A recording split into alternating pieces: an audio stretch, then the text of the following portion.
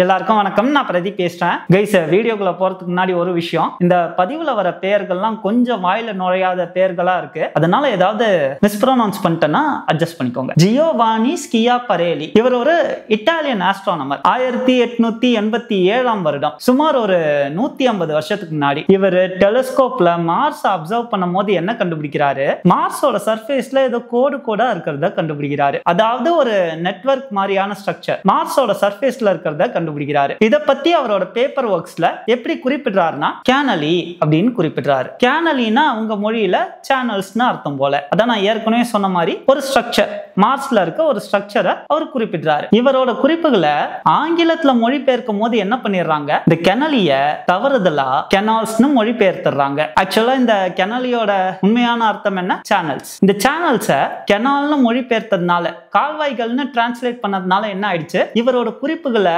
Translate பண்ணி படிக்க ஆரம்பிச்சவங்களாம் என்ன புரிஞ்சுக்கிட்டாங்க, மார்ஸ்ல கால்வாய்கள் இருக்கு. கால்வாய்கள் என்பது ஆர்டிபிஷியலா மனிதர்களால உருவாக்கப்பட்ட ஒரு ஸ்ட்ரக்சர், இயற்கையா அது உருவாகாது. சோ இட்டாலியன் ஆஸ்ட்ரானமர் மார்ஸ்ல கால்வாய்களை பார்த்திருக்காரு, அதை அப்சர்வ் பண்ணியிருக்காருன்னு நம்ப ஆரம்பிச்சிட்டாங்க. இது எந்த அளவுக்கு போயிடுச்சுன்னா, அப்போ மார்ஸ்ல நம்மள மாதிரியே ஒரு இன்டெலிஜென்ட் லைஃப் ஃபார்ம் இருக்கு, அதுதான் இந்த கால்வாய்கள் எல்லாம் கட்டி இருக்கணும் அப்படின்ற அளவுக்கு தியரிஸும் ஹைபோதசிஸும் சயின்டிபிக் வேர்ல்ட்ல உருவாக ஆரம்பிச்சிருச்சு. இதெல்லாம் படிச்சு இன்ஸ்பயர் ஆன ஒரு அமெரிக்கன் ஆஸ்ட்ரானமர் அவர் என்ன பண்றாரு, நிஜமாவே மார்ஸ்ல ஒரு இன்டெலிஜென்ட் லைஃப் ஃபார்ம் இருக்கு அப்படின்னு நம்பிட்டு அதுல முழு ஆராய்ச்சியில இறங்கிடுறாரு. அவரோட பேரு பெரிசிவல் லோவல். இவரோட முக்காவாசி வாழ்க்கை மார்ஸ்ல ஏதோ ஒரு உயிரினம் இருக்குன்னு நம்பியே அதோட ஆராய்ச்சியில நேரம் செலவழிச்சே போச்சு. அப்புறம் தான் கண்டுபிடிச்சாங்க அது கால்வாய்கள் இல்ல, மேன்மேட் ஸ்ட்ரக்சர்ஸ் இல்ல, அது இயற்கையாவே உருவான கேனியன். 1916 அந்த நம்பிக்கையோடயே பெர்சிவல் லோவல் இறந்துடுறாரு. என்னதான் இதற்கு பிறகு சயின்டிபிக் கம்யூனிட்டி மார்ஸ்ல எந்த லைஃப் ஃபார்மும் இல்ல,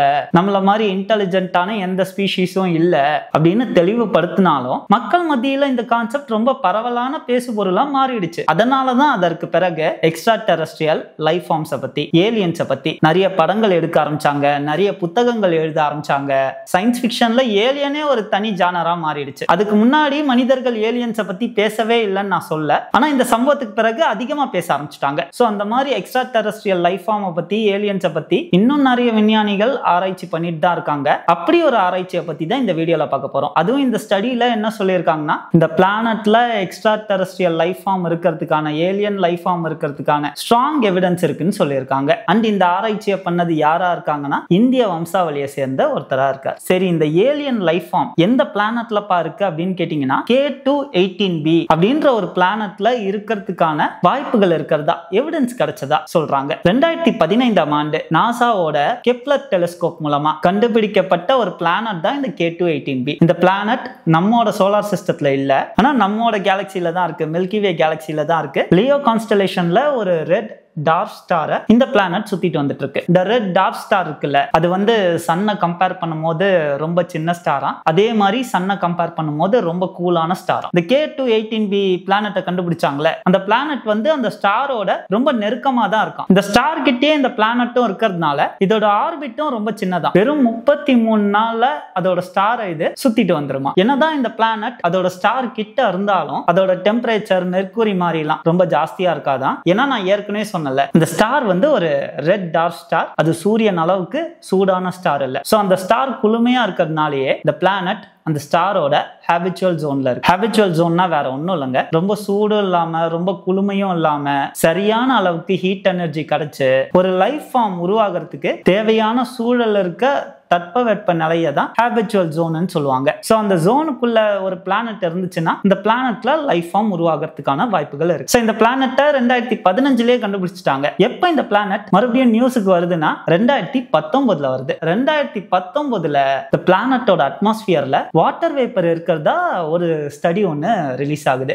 இதுக்கு முன்னாடியே எக்ஸோ பிளானட்னா வேற ஒன்றும் இல்லைங்க, நம்ம சோலார் சிஸ்டத்தை விட்டு வெளியிருக்க பிளானட்ஸ்ல வாட்டர் வேப்பர்ஸை சயின்டிஸ்ட் எல்லாம் கண்டுபிடிச்சிருக்காங்க. ஆனா அந்த பிளானட்ஸ் எல்லாம் அதோட ஸ்டாரோட ஹேபிச்சுவல் ஜோன்ல இல்ல. பட் இந்த பிளானட் K2-18b ஹேபிச்சுவல் ஜோனுக்குள்ளேயே இருக்கு, பிளஸ் வாட்டர் வேப்பர்ஸும் அந்த பிளானட்ல இருக்கிறதா அந்த ஸ்டடி சொல்லுது. இதெல்லாம் தான் இந்த பிளானட்டை 2019 ஸ்பாட்லைட்டுக்கு கொண்டு வந்துச்சு. இப்ப ஏன் இந்த பிளானட்டை பத்தி மறுபடியும் பேசுறாங்க பேசுறாங்கன்னா ஏப்ரல் 17ஆம் தேதி போன மாசம் தாங்க ஆஸ்ட்ரோபிசிக்கல் ஜர்னல் லெட்டர்ல ஒரு ஸ்டடி ஒன்னு பப்ளிஷ் ஆகுது. இந்த ஸ்டடியை யார் பண்ணிருக்காங்கன்னா யூனிவர்சிட்டி ஆஃப் கேம்பிரிட்ஜை சேர்ந்த நிக்கு மதுசூதனனும் அவரோட டீமும் பண்ணிருக்காங்க. இவங்க எதை வச்சு இந்த பிளானட்ல ஒரு லைஃப் ஃபார்ம் இருக்குன்னு சொல்றாங்கன்னா இந்த பிளானட்டோட அட்மாஸ்பியர்ல டிஎம்டிஎஸும் இருக்குன்னு சொல்றாங்க. டிஎம்எஸ்னா டைமெத்தைல் சல்பைடு, டிஎம்டிஎஸ்னா டைமெத்தைல் டைசல்பைடு. இந்த கேசஸ் எப்போ ஒரு அட்மாஸ்பியர்ல இருக்கும்னா அந்த பிளானட்ல அதிகமான ஹைட்ரஜன் இருந்து சில நுண்ணுயிரிகள் ஆல்கே மாதிரியான நுண்ணுயிரிகள் இருந்தா இந்த கேசஸ் இருக்கும்னு சொல்றாங்க. சோ அந்த கேஸ்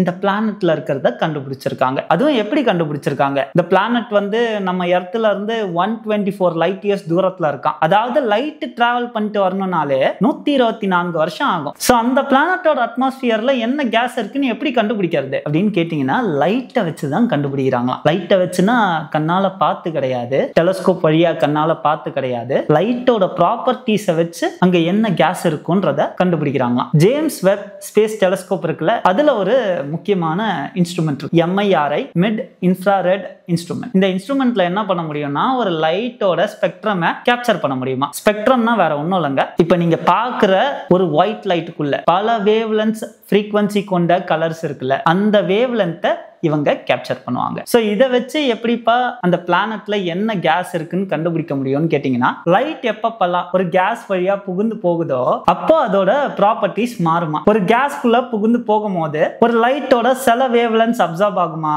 இல்ல ரீஎமிட் ஆகுமா.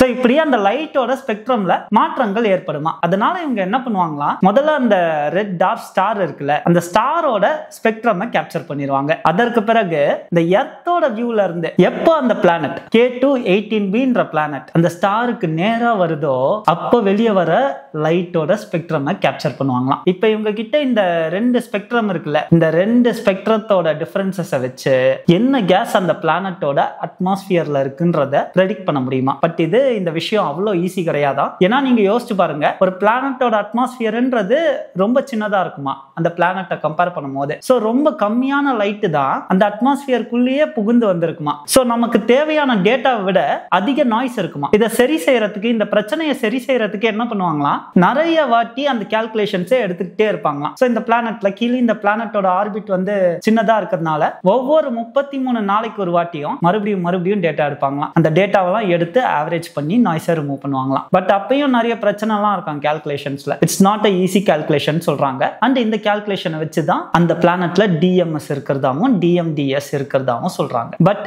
இட் டசன்ட் ப்ரூவ் DMS அந்த பிளானட்ல இருந்தாலும் இல்ல DMDS அந்த பிளானட்ல இருந்தாலும் அங்க ஒரு லைஃப் ஃபார்ம் இருக்குன்றத இதை வச்சு மட்டும் நம்மளால ப்ரூவ் பண்ண முடியாது. இன்னும் நிறைய ஆராய்ச்சிகள் பண்ணணும்னு சொல்றாங்க. அண்ட் இன்னொரு விஷயம் என்ன சொல்றாங்கன்னா, DMS அந்த பிளானட்ல இருக்கிறதே, இந்த வாயுகள் அந்த பிளானட்ல இருக்கிறதே நம்மளால இன்னும் கன்ஃபார்மா சொல்ல முடியாது. நம்ம ரொம்ப ஏர்லி ஸ்டேஜஸ்ல தான் இருக்கும். இன்னும் நிறைய எக்ஸ்பெரிமெண்டேஷன்ஸ் பண்ணோம், இன்னும் நிறைய டேட்டா கலெக்ட் பண்ணணும்னு சொல்றாங்க. இதை சுத்தி இருக்க சயின்டிபிக் கம்யூனிட்டியும் சொல்லுது. அந்த பேப்பர்ஸோட ஆத்தரே நிக்கு மதுசூதனும் சொல்றாரு, இருக்கலாம் ஏதோ ஒரு மூளையில இன்டெலிஜென்ட் லைஃப் ஃபார்ம்ஸ் இருக்கலாம், நமக்கு தெரியாம இருக்கலாம். பட் இந்த பேப்பர் இன்டெலிஜென்ட் லைஃப் ஃபார்ம்ஸ் பத்தி பேசல, மைக்ரோபிக் லைஃப் ஃபார்ம்ஸ் இருக்கிறதுக்கான வாய்ப்புகள் இருக்குன்னு தான் சொல்றாங்க. சோ யோசிச்சு பாருங்க கைஸ், இன்னைக்கு நாம பக்கத்துல இருக்க நாடுகளோட போர் போட்டுட்டு இருக்கோம். இந்து முஸ்லீம், உக்ரைன் ரஷ்யா, இஸ்ரேல் பாலஸ்தீனோன்னு போர் போட்டுட்டு இருக்கோம். ஒரு ஸ்பீஷிஸ்குள்ளேயே, வேற ஸ்பீஷிஸ்லாம் இல்ல, ஹோமோசாப்பியன்ஸ்ன்ற ஒரு ஸ்பீஷிஸ்குள்ளேயே மாத்தி இவ்வளவு அடிச்சுட்டு இருக்கோம். சப்போஸ் வேற ஒரு ஸ்பீஷிஸ் இருக்குன்னு வச்சுக்கோங்க, இன்டெலிஜென்ட் லைஃப் ஃபார்மே இருக்குன்னு